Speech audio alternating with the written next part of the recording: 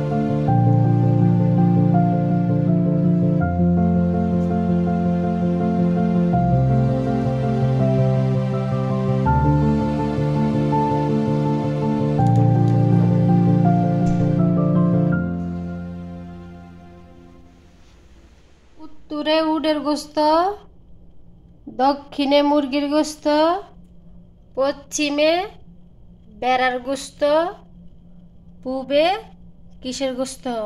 মেরার গোস্ত। বুঝতে পারছেন? এটা হচ্ছে Saudi Arab. Come to Saudi Arab. গোস্ত আর গোস্ত খাবে হেরা, মজা বের হইতেছে আমার। মনে করেন কাজ ডুইকা হাতটা কেটে গেল, রক্তের বন্যা বেয়ে যেতেছে। এগুলো নিয়ে হাত কাঁপতেছে, দেখছেন? এগুলো নিয়ে এই রান্না বান্না এখন আমারই করতে হবে। আজকে বাসায় মেহমান আসবে, অঘটনটা গইটা গেল, হাতটা কাইটা গেল, কি করবো কোন?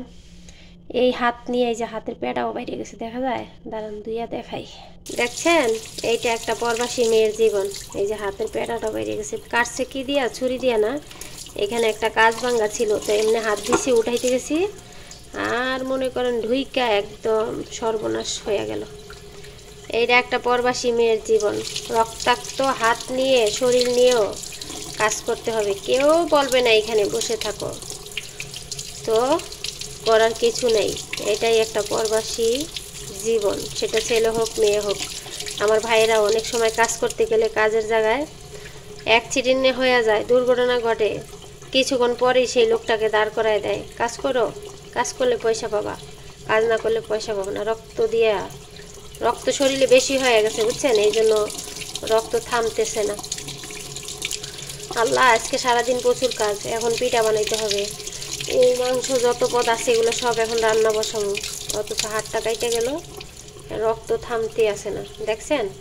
এই রক্তাক্ত শরীর নিয়েও কাজ করতে হবে। কেউ আইসা বলবে না তুই 1 ঘন্টা বসে থাক, কারণ কিছুক্ষণ পরে বাসায় মেহমান ঢোকা শুরু করবে, খাবারগুলো আমার রেডি করতে হবে। হাতের অবস্থা দেখছেন? প্রবাসী মেয়েদেরকে খারাপ বলেন তাই না? প্রবাসী মেয়েরা খারাপ, হাত কাঁপতেছে, সকাল থেকে এই পর্যন্ত 1 গ্লাস পানিও মুখে দেয় নাই। কেউ বললে বিশ্বাস করবে? করবে না, সেটা জানি, কারণ বিশ্বাস করার মতো তো কথা না। এখানে তো অনেক খাবার আছে, খাই নাই কেন? আমার খেতে ইচ্ছা করে না। শরীরের রক্ত এই সৌদি আরবে কত যে ফালাইছি, একমাত্র ওই উপরে আল্লাহ জানে আর আমি জানি।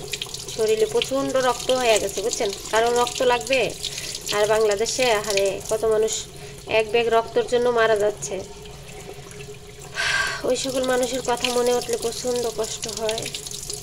আল্লাহ কাউকে 10 তলায় থাকার সুযোগ করে দিয়েছেন, কাউকে রাস্তায় থাকারও সুযোগ দেয় নাই। দেখেন না, বাংলাদেশের পুলিশ প্রশাসন রাস্তায় কোনো বাচ্চাদেরকে দেখলেও এই লাঠি দিয়ে পিটানো শুরু করে দেয়, হারামজাদারা। তো যাই হোক, হাতের রক্তটা এখন থামাইতে হবে, দিতে হবে, না হয়তো রক্ত বের হইতেই থাকবে। শরীরে রক্ত প্রচণ্ড হয়ে গেছে, বুঝছেন? দেখছেন কথাটি মানে ইয়া দিয়া কাজ ভাঙ্গা ঢুকে গেছে হাতের ভিতরে। বিদেশে কাজ করতে আসতে চান, আপনি রূপ নিয়ে আনা গুণ নিয়ে আসেন, তাহলে বিদেশে থাকতে পারবেন, ভালোভাবে থাকতে পারবেন। তাহলে আর ওই অনলাইনে যায় কান্না করতে হবে না, আমার পেটে বাচ্চা হয়ে গেছে, পেট বাজায় দিচ্ছে আরবিয়ানরা, এটা বলতে হবে না, ঠিক আছে?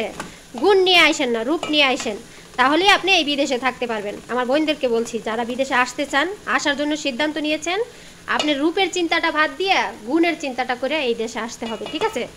আপনার অসুস্থ শরীর নিয়েও কাজ করতে হবে, হাতের অর্ধেক কেটে গেছে, আপনি রান্না বান্না করতে হবে। এই যে দেখছেন সিরিয়াল বাই সিরিয়াল রান্না বসায় দিয়েছি, আরও বাকি আছে, এখন চুলা নাই, সেই জন্য হচ্ছে দিতে পারতেছি না, ওই চুলাটা নষ্ট আমার, সেই জন্য দিতে পারতেছি না। তো সেই জন্যই ভিডিও শুরুতে বলেছিলাম, এই বিদেশে আসতে চান, রূপ নিয়ে না, রূপের অহংকার নিয়ে আসা যাবে না, গুণের অহংকার নিয়ে আসতে হবে, তাহলে আপনি বিদেশে ভালো থাকতে পারবেন। আপনার আর ওই মিডিয়ার সামনে যায় বলতে হবে না আমার পেটে বাচ্চা ঢুকে গেছে, আরবিয়ানরা পেটে বাচ্চা দিয়ে দিচ্ছে, আমি পেট বাজায়া নিয়ে আসছি বিদেশের থেকে, এই বদনামটা আর বলতে হবে না, ঠিক আছে? রূপ নিয়ে আসেন না, গুণ নিয়ে আসেন, বিদেশে গুণ নিয়ে আসতে হয়, ঠিক আছে? তাহলে সেই সকল মেয়েরা ভালো থাকে, সেভে থাকে, কাজ করতে পারে, টাকা পয়সা ইনকাম করে দেশে যেতে পারে। আর আপনি যদি রূপ নিয়ে আসেন, আইসা ওই কাজল দিবেন চোখের নিচে, ঠোঁটে লিপস্টিক দিবেন, তারপরে হচ্ছে কি মেকআপ দিবেন, আপনার দিকে বেটারা তাকাইবে নাকি ছেলেরা তাকাবে? এই সেমদিরা ফালতু ছেলেরা, যারা বাংলাদেশে যায় ফাউল কথা বলছ না, বিদেশে শুধু খারাপ কাজ খারাপ কাজ, এগুলা খারাপ কাজ। হাতের অর্ধেক কাইটা গেছে, হাত দিয়ে রক্ত বের হচ্ছে, কাজ করতেছি, রান্না করতেছি। এটা যদি বাংলাদেশে হতো, বসে থাকতাম, হাত বেন্টিস করে বসে থাকতাম, মা থাকলে মা রান্না করে দিত, নয়তো হাজবেন্ডের বাবাও রান্না করে দিত, ঠিক আছে? এটা হচ্ছে প্রবাস জীবন। প্রবাসে আসতে চাও, নিজের রূপ নিয়ে আনা, গুণ নিয়ে আসো, তাহলে বিদেশে আইসা টাকা পয়সা ইনকাম করে বাংলাদেশে যেতে পারবা, ছেলে সন্তান নিয়ে ভালো থাকতে পারবা। এই কাজগুলো সর্বপ্রথমে শিখে আসতে হবে। আপনি ওই ঠোঁটে লিপস্টিক দেওয়া, চোখের নিচে কাজল দেওয়া, গালে গাল পালিশ, তারপরে আরও কী কী ইত্যাদি ইত্যাদি, এখানে আইসা যদি তুমি সেগুলো করো, ডেডিং ফেডিং পোশাক পরো, তোমার দিকে ছেলেরা তাকাবে নাকি? আমাদের দিকে তাকাবে? এই আমি 10 বছর ধরে সৌদি আরবে থাকি, আমার দিকে তাকাবে তো দূরের কথা, আমার চেহারাটাও মনে এই বাসার পুরুষেরা দেখে না ঠিকঠাক মতো, ঠিক আছে? ঠিকঠাক মতো এই বাসার পুরুষেরা আমার চেহারাটাও দেখে না। আর তোদের কেন নাকি আবার কইরা কইরা বাচ্চাও পেড়ে আয় দেয়, মাগি গো মন চায় কি যে করি, ঠিক আছে? এই সকল মাগিকেও জন্য আমরা এত কষ্ট করি, আমাদের বদনাম হয়। বিদেশ ভালো না, বিদেশ খারাপ, বিদেশ উমক, বিদেশ ভালো না, তোমার গাই মারছে বিদেশে আসছি কষ্ট করতে, কষ্ট করে আমার টাকা ইনকাম করতে হবে। এইটা বলতে পারি যে এই দেশের মানুষগুলা মির্জাফর, অনেক সময় বেতন দেয় না, খাবার দেয় না, কষ্ট দেয় কাজের মেয়েদেরকে, এগুলো তুলে ধরেন। এগুলো তুলে ধরলে বাংলাদেশের সরকার একটা ব্যবস্থা নিলে আমরা একটু ভালো থাকতে পারবো। এ মাগিরা যায় কি কয়, আমার পেটে বাচ্চা সৌদি আরবের বেটারা দিয়ে দিছে, সৌদি আরবের বেটারা ভালো না, ওরই খালি গায়ে ওরা মাগির করে। আলহামদুলিল্লাহ এই পর্যন্ত আইসা পৌঁছাইছি, আরও তো বাকি আছে, দেখাই আমি কি কি রান্না করছি। এখানে মুরগির মাংস রান্না করছি আলু দিয়ে, ওদের জন্যই। এখানে চুপ বানাচ্ছি, চুপটা অলরেডি হয়ে যাচ্ছে, আর কিছুক্ষণ থাকা লাগবে চুলায়। তো এইখানে হচ্ছে একটি মুরগির মাংস ভাজি করে নিচ্ছি আর কি, পিঠা বানাবো, পাতায়ের সেগুলো বানাবো। তো এখানে আমি একটু ক্যাশাপও দিয়েছি যাতে কালারটা একটু আসে, সুন্দর খেতে মজা লাগবে আর কি। মোবাইলে আসলে কতটুকু দেখা যায় জানি না, এখানে চুলার উপরে লাইট আছে তো সাদা সাদা দেখা যাবে। এখানে হচ্ছে মাকারোনিয়া রান্না করবো লালটা, আর এইখানে হচ্ছে মাকারোনিয়া পাস্তা যেটা রান্না করব। মাংসটা রেডি করে রাখছি, এটা হচ্ছে ব্লেন্ডার করা উটের মাংস। এইখানে মাকারোনিয়াটা সিদ্ধ করে নিচ্ছি, মাকারোনিয়াটাতে আর পানি লাগবে, আমি পানি হচ্ছে দিয়েছি। এইখানে মিক্স করা মাকারোনিয়া আছে আর কি, তো এগুলো দিয়ে হচ্ছে পাস্তা বানাবো, মাকারোনিয়ার পাস্তা 2 পদের বানাবো। আজকে আর সেভাবে দেখাইতে পারলাম না কাজগুলা, মানে কিভাবে বসাইছি কী করছি। এতগুলো রান্না, তারপরে হচ্ছে আবার এখন আমার আরও কাজ আছে, পিঠা বানাইতে হবে, সেগুলোও পারবো না। অলরেডি 3টা বেজে গেছে। এই যে এখানে মাকারোনিয়া পাস্তাটা রান্না করে নিচ্ছি। এটা হচ্ছে আরবি ভাষায় মাকারোনিয়া পাস্তা বলা হয়, ঠিক আছে। নিচে আছে মাংস, আমি যেটা রান্না করে নিয়েছিলাম সেটা দিয়েছি। এখন দিব আবার 1 পালা মাংস দিব। এইটা হচ্ছে উটের মাংস ব্লেন্ডার করা, এটা আমি সুন্দর করে এইভাবে রান্না করে নিয়েছি। এখন এইভাবে করে এখানে দিয়ে দিব পুরাটু, তারপরে এখানে চিজ দিয়ে দিব। ও মা, কতজনে তো ভাবে আমি বৈশা বৈশা শুধু ভিডিওই বানাই, বেডি কাজ করে ভিডিও বানায় কেমনে। আহা, আমার থেকে মাথা ব্যথা তাদের বেশি, বুঝছেন। ওই যে কথা আছে না, যার জি তার খবর নাই, পাড়াপড়শির ঘুম কামাই। তো সেরকম আমি কাজ করি, ভিডিও বানাই, অনেকের আবার মাথা ব্যথা হয়ে যায়। আমি কাজ করি, অসুস্থ মানুষ, আবার এত কথা কেমনে বলি, এত ভিডিও কেমনে বানাই। এই যে সমস্ত রান্না আমি করেছি আলহামদুলিল্লাহ। অলরেডি 3টা 25 বেজে গেছে। তো এখন এখানে হচ্ছে চিজগুলো এবার করে দিয়ে, এখানে হচ্ছে একটা অর্গানীয় মশলা আছে সেটা দিয়ে দিব। আমি চিজগুলো সব দিয়ে নিই একটু। তো চিজগুলো আমার দেওয়া শেষ। এখন এই যে অর্গানীয় যে মশলাটা, এটা দিয়ে দিব এখানে ছিটায়া। তারপরে হচ্ছে এটা ওভেনে দিব। আমার কিন্তু আরও অনেক রান্না বাকি আছে। এই মাকারোনিয়া, লাল মাকারোনিয়া রান্না করতে হবে। ওইদিকে মাংস চুপ বানায় ফেলছি, চুপটা হয়ে গেছে। তারপরে হচ্ছে এই যে এইখানে মুরগির মাংস ভাজি করে রাখছি, এগুলো দিয়ে পাতাইর বানাবো।